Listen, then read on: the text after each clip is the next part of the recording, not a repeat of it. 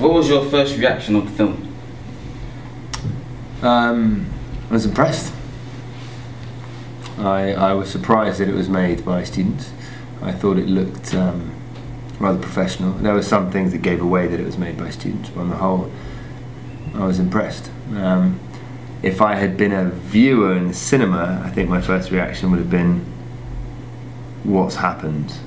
Why are these people dead?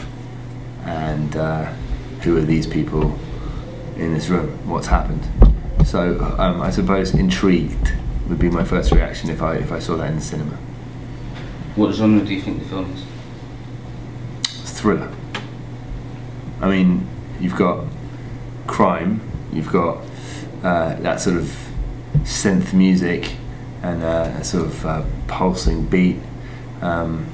You've got the it's almost like a film noir. You've got like shadow and just a little bit of light on the faces. If that had been in black and white, it would have looked just like a film noir. These are classic crime thrillers. So yeah, somewhere between film noir and thriller. So do you think we've achieved our thriller genre quite well? Is that what it was? It's supposed to be a thriller. Yeah, absolutely. Do you know what have you looked into film noir, by the way? It's something probably worth looking at. You have, right? Yeah. Because that seems very inspired by that sort of particular type of sort of thriller. Yeah, I think you've nailed it. Would you walk out or would you keep watching in the cinema? Would I walk out? Oh, I definitely wouldn't walk out. Keep watching. I'd keep watching. I'd have a couple of things that I'd be already a bit worried about. I suppose I would probably slightly wince at the dialogue. Just a little bit. It feels a little bit too gangstery. But that's what the genre does, so I would accept it. I mean, in Tarantino films, for example, a lot of people act like gangsters. At the same time, they often have kind of ridiculous conversations. There were no ridiculous conversations in there. They weren't like talking about phone books or what they're just seeing at the cinema, or if you can get popcorn in Amsterdam. They were talking about thriller things, and that was almost a bit too obvious for me. What did you think about the lighting? I thought that was excellent. I mean, we were watching that in a room where there was quite a lot of outside light coming in, and I think in the cinema it would have been even better. But I think overall the use of light and dark, faces coming out of the shadows, be it sort of faces of the people that whoever this guy is has beaten up, or the girl coming out of the shadows, the face on Charlie as he's whatever that character's name is, as he's spluttering blood. What I really liked as well was how it grew lighter as it went on. I thought that was really clever and really well done. What shot would you have changed and why?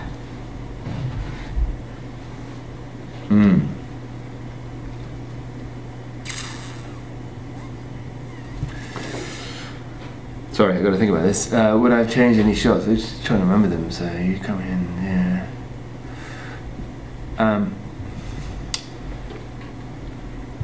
I like those jump cuts you did on that body, by the way. That was cool. I wouldn't change that. I wouldn't change. I would maybe have another angle without seeing the face of the protagonist, whoever it is. Maybe another shot of, say, from the front of his hand on the whiskey glass to show he's got the power. Because that whiskey glass is very powerful. You hear him pouring it. All the sounds that go with it are very powerful, like the dropping of the thing, the glugging of the thing on your victim's face. I thought that was all really cool. Would have been nice to see that glass in his hand. I would have seen that he had a bit more power in his hands. So maybe I'd have added a shot. Did you notice the mise-en-scène? Yeah, I mean, the framing was superb. There was never anything extraneous in shot. Like every shot was very, very tight. Even as a medium shot, for example, when we get the whole room, the framing was excellent.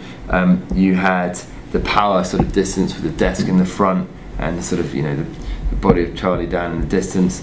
I particularly like the shot where you can see the red of the streets outside, and it's sort of echoed with some red in the foreground.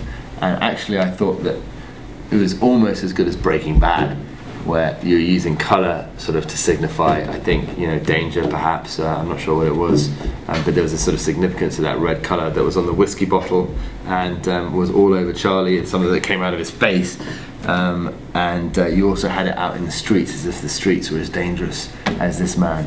And again, you know, allying that to the alcohol sort of traditionally a kind of, you know, dangerous destroyer of society. I think the use of red in particular was very, very clever. Red, white, black. Those three colours were well used. Other things like costume, I think, were, you know, used convincingly. I wouldn't say brilliantly, but convincingly. Yeah, I thought the mise en scène was excellent.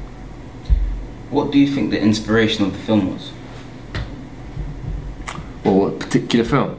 Yeah. So you want to think of a film that it reminds me of?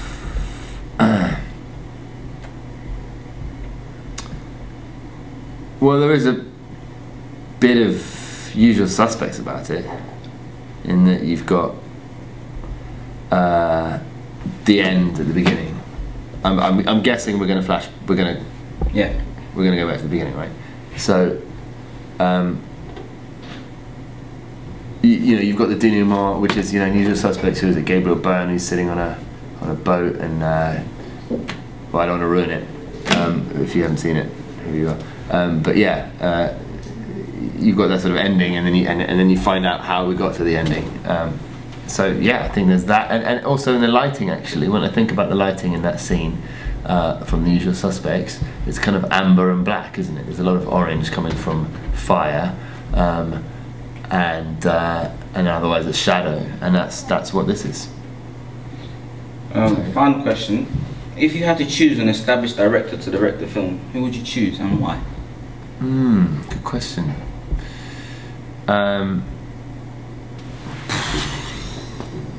Well, can you tell me more about the film?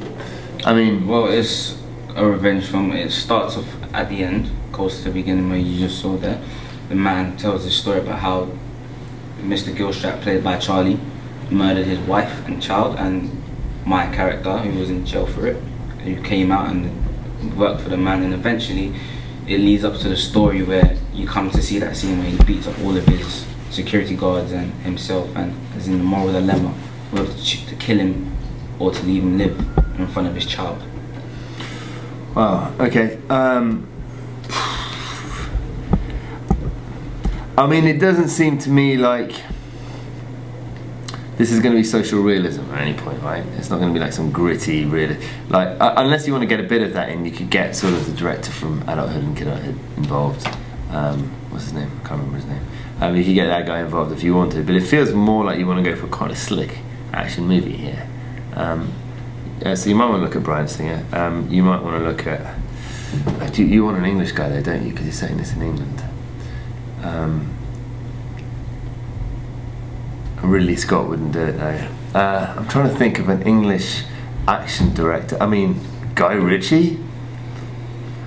It's you're kind of in Guy Ritchie territory because it's kind of a little bit corny, but then a good thriller. So it feels like you might be in Guy Ritchie territory.